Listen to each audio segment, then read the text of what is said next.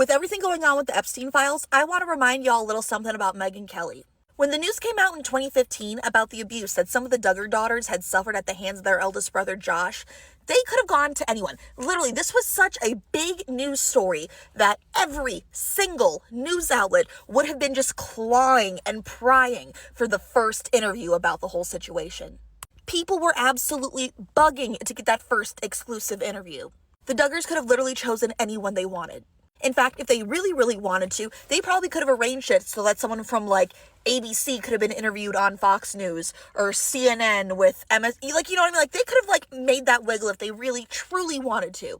And you see, it's just not that kind of control with just the interviewers or the network. A lot of times, not always, it depends on the situation, with big stories like this or with such like exclusive questions, there will be like agreed upon things that like the interviewer will not ask the interviewees, or that, you know, certain subjects that like they won't touch.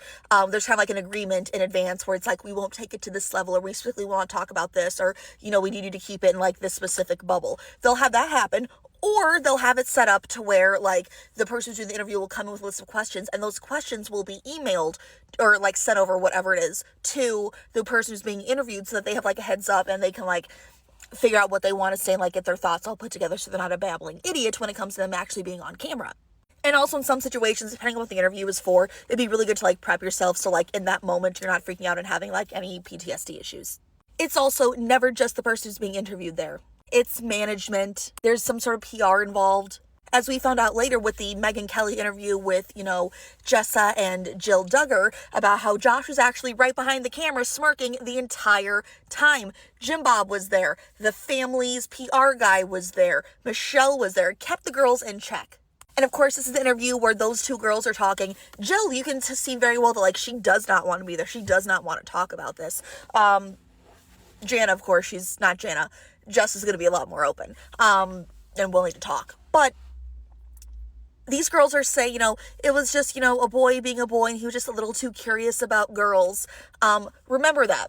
That was deemed okay to say on the TV, and there wasn't much, you know, pushback from Megyn Kelly. Please remember that, where, you know, Megyn Kelly's like, oh yeah, sure, young boy, just, you know, curious about girls, and, you know, it was unfortunate if this happens, you know, to a lot of other families, no one talks about it, la-di-da-di-da, brushing it off.